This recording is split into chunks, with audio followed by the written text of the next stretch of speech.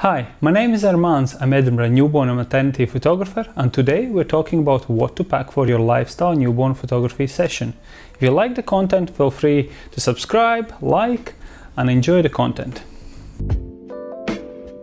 What to bring for a lifestyle newborn session? I have photographed newborns now for almost 11 years, and I have done a fair bit of lifestyle home sessions. And these lifestyle home photography session would be more like a natural, candid, not much posing involved, not much props involved, so quite natural. So today I'm gonna kind of walk through, what I bring, and I'll be talking about later about the props as well. What I bring in terms of, like I said, that it doesn't involve a lot of props, but just in case I bring a few small things with me, you never know, what kind of situation might happen. So let's dive in. Let's talk about first about the photography gear. So first things first, of course you're bringing your camera. This is not the actual camera I'm shooting on, I'm filming on that camera, but yes, obviously you're bringing your camera with you. In terms of the lifestyle newborn sessions, and since you're photographing in a house, not in a photography environment, in photography studio environment, I normally say, look, you need to make sure that your camera is capable to handle the light, whatever the lighting situation gives you. And handling light, I mean, it can handle the noise. So noise, it means the grain. So make sure you have a quite good camera to handle that, so the photos doesn't come out super grainy. So make sure your camera handles noise quite well. I'm photographing in UK, probably in most countries, in US, maybe somewhere Spain, somewhere warmer, you probably have quite good light, especially in the summertime, or let's say in Australia, probably wintertime light is quite good too. So you might not need to worry too much maybe about that. If you have a nice solid basically daylight all the time, is quite good. But in UK, even at the summertime, not even mentioning winter, at the summertime, it can be quite sometimes dark when you walk into the houses. So you're working with ISOs, anywhere above 640, somewhere kind of like 1600s, 3 to 100, that's like very common basically during the winter time. So normally you make sure that your camera can handle quite well the noise. Most of the recent, like mid-professional and obviously professional cameras, digital SLRs, and and your mirrorless cameras can handle quite well the noise. So that's kind of like to think about, that's the main probably thing from the camera, the handling the noise, make sure that kind of like is covered. So the next thing in the line would be lenses. Work with fast lenses. It gives you many advantages to work with a fast lens. First of all, bokeh, it's gonna blur the background quite well, and it also gonna give you the very wide aperture. That means you might be able to decrease that kind of like ISO level. So instead of having a lens which works from, let's say, from f4 and up, which means most likely during the winter time in UK, you're most likely going to be working 30 to 100 ISO. That will be very common.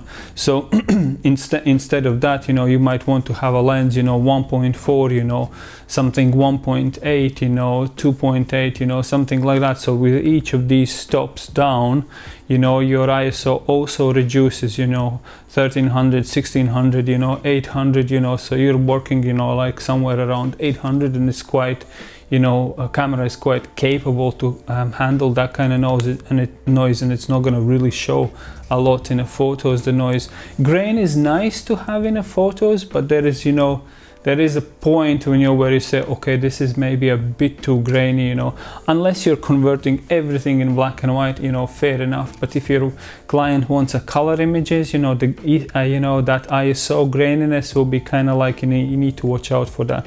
But here's lenses. So That's your 1.4 and this is 1.42 basically. So these are the two go-to lenses, and you know, one is your 35 millimeters, one is 50 millimeters. So I bring always these two for sure, and then I have a little bit, you know, darker lens which I bring, which is kind of like a zoom lens, you know, 2.8. I'll bring that one for more kind of like zoom in closer images for parents, basically family photos and things like that. It depends on environment, but yeah, these two are go-to normally. So I normally say, you know, bring, you know, primes are great, you know, I pretty much always work with primes only when I work on lifestyle sessions. Very rarely I use zooms, but your 24-70 2.8, you know, is quite capable to do a lot of things. So depends what you have in your bag and where and which part of the world you're working. So these, you know, kind of like need to think about. But yes, the blur is quite nice, you know. If you're working in a house, you know, your bokeh blur, you want to kind of like try to avoid a lot of cluttered backgrounds and things like that. Sometimes you're working in a house and there is loads of things in the background, you know, maybe bookshelves or you know, whatever that would be. So you want to kind of like blur out that as much as possible, and that 1.4 is going to give you nice kind of like a background blur, and you'll be able to focus mainly on your primary subject, you know, whatever that would be, a newborn or a family holding the baby, you know, something like that. So it just gives you a little bit that, you know, more advantage, you know, to have that separation between the subject and a background quite nice. Next part, you know, it depends again how much available light you have. But when I go to the lifestyle shoots, I always try to pack, you know, just in case, you know, few other things, you know, depending on where I'm walking in and what I'm seeing basically around. You know, for example, recently I did a session and walked in a house and it was quite dark in a house, and I straight away knew there is pretty much no available light here. Windows are quite small, you know, you could do some by the window, but it gives you only that much light, and you know, I knew I would be just struggling basically with that. So I straight away kind of like, since I had it in my bag, you know, I bring flashes. So I know many of you might be like, whoa, flash, flash, flash. No flashes, you know, I shoot only available light, you know. And again, you know, depending where you're photographing, you know, in countries where you have loads of available light all the time, fine, you know, you don't need to use these. But here, you know, in UK, light is quite dark, so I want to make sure I have, you know, enough nice light, and it doesn't have to be super bright, you know, room. I use these on very, very low settings, you know, kind of like somewhere, you know, 16s of a power, somewhere there, you know, nothing like overpowering. I still want that available light to be visible. I don't want to kill it with the flash. So I'm kind of like using this only to supplement, fill the shadows, just give a little pop in the photos. I bring normally two, very rarely I use two, but I bring just in case if one of suddenly starts to play up or something basically. And I actually don't have the flash normally on my camera. I would just simply use a light stand. So another thing which you bring, light stand, pop it on basically, and I use diffuser on the top.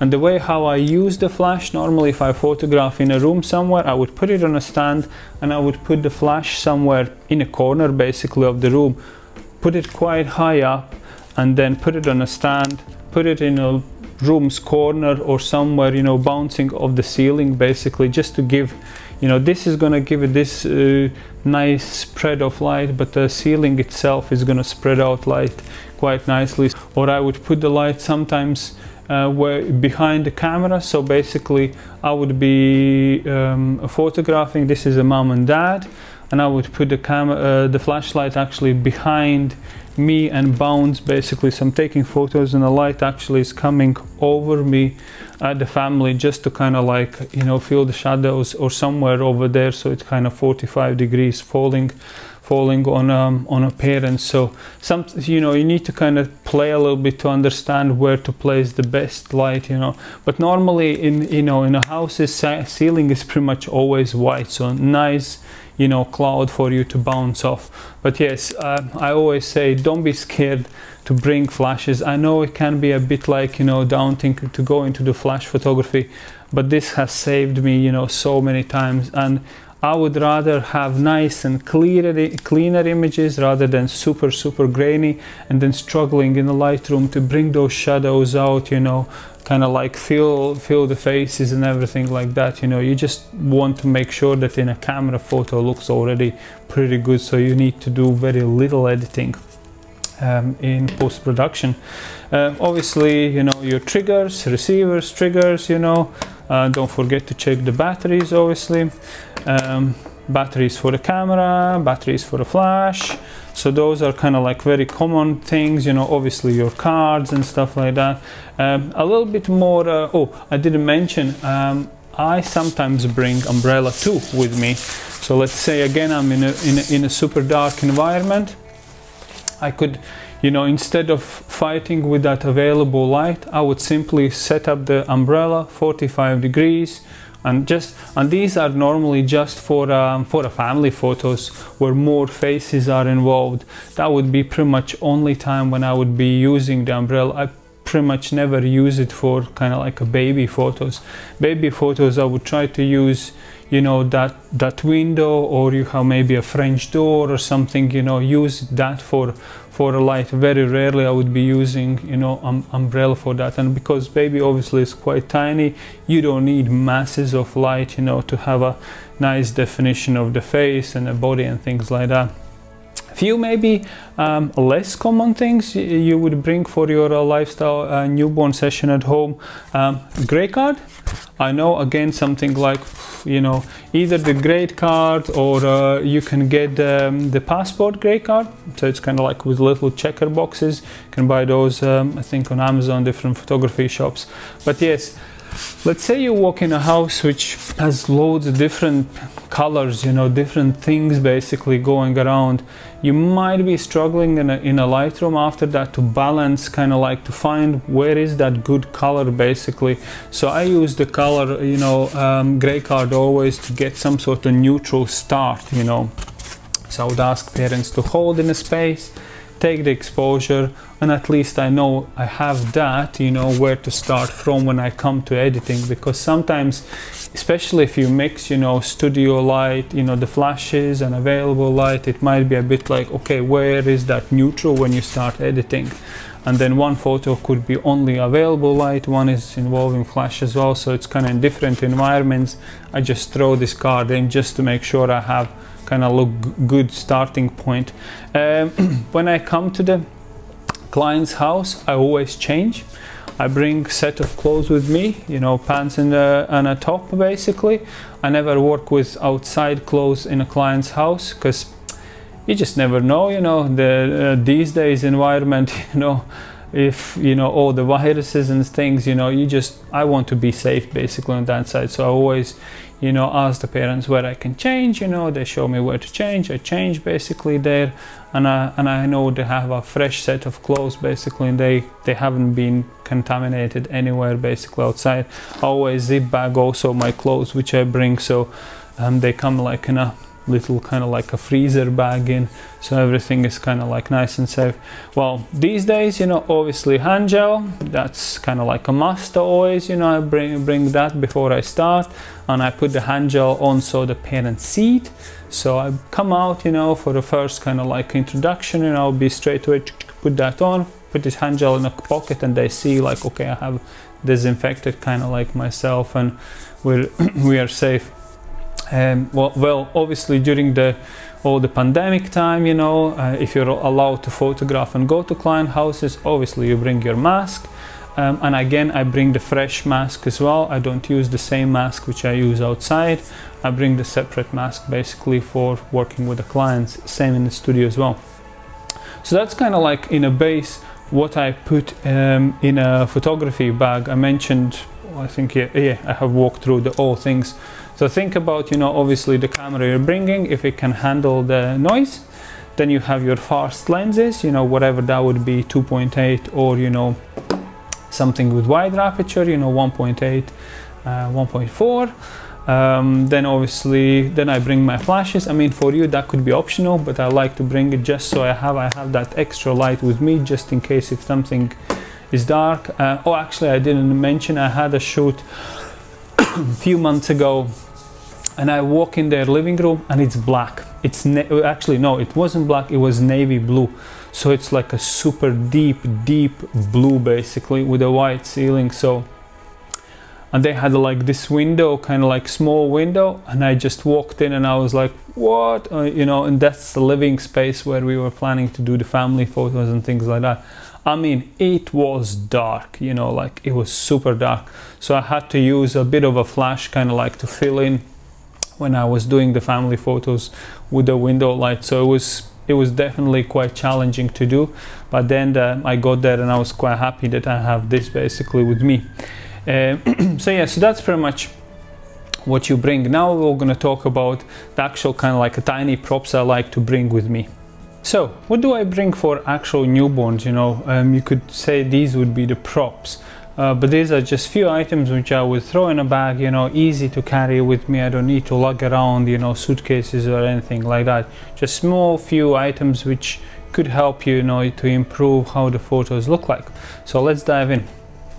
So first of all, stretchy wraps, you know, very simple, you know, something what you could put around a baby, you know, nicely wrap, you know, and it always looks, you know, simple and nice. You don't need to fully wrap, just maybe a round wrapping, you know, because, you know, sometimes babies, you know, could be awake, you know, when you photograph these lifestyle sessions.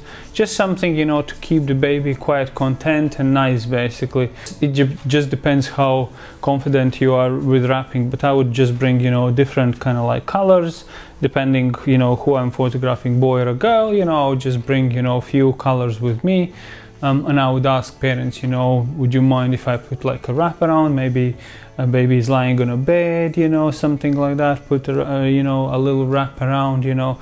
It depends where, or use the wraps maybe, you know, when you're putting baby on something, you know, some sort of maybe a stool or a chair or something parents really like, or they have maybe a toy or something, you know, put the wrap to make that base a little bit softer. But yeah, so that's always handy, and I have like a very soft ones as well. Not all parents like wrapped images, so I always ask, you know, if you would like something like that, you know, just kind of naturally, or, you know, you could have like a bare skin photos, but to cover the nappy, you would just literally lay the baby kind of like, you know, the nappy would be here and a head there and a feet there. You just lay this across. So also looks quite nice, covers that nappy up, and baby kind of like stretches and doing different, you know, things and expressions at you, and you don't have that nappy in a photo. Next thing, a little baby outfit. Sometimes you just don't know, you know, what the parents have and what they are planning to put on a baby. Sometimes they have both, actually most of the times they have both a specific outfit they want for this session to be included, but very often this could be that it's way too big, so parents put it on and literally the head is disappearing, you know, kind of like in those shoulders. So you know, I always say, okay, we can take few photos. I have few outfits with me, you know, these are always snug fit on the babies. So sometimes if the family wants a photo with kind of like baby covered, you know, in a clothes or in a wrap, I have those things basically with me, just in case if those clothes are not kind of like, you know, the perfect size. Could be, you know, you could photograph just simply baby in a vest for a family photo, but it just all depends what the parents are expecting. And I have these basically just in case in my bag, you know, I can always pull it out. Sometimes I use them to kind of dress the baby and just take photos of the baby from the side, basically side on, so they would be like kicking, looking at you. Always looks quite nice. So just in case, you know, again, something which you can bring with you.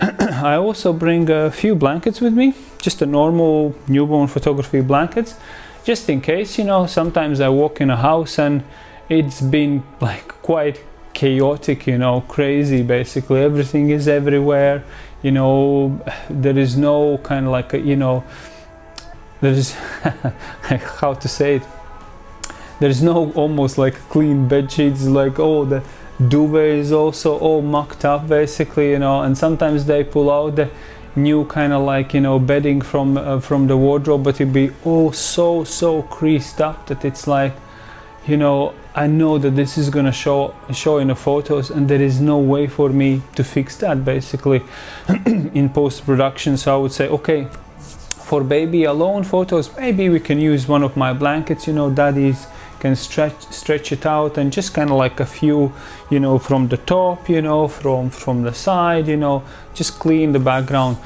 You know, it's just something simple and quite easy to use. Obviously, since this is a lifestyle session, you know, most likely you want to include whatever is around, you know, kind of like environment photos, whatever that would be.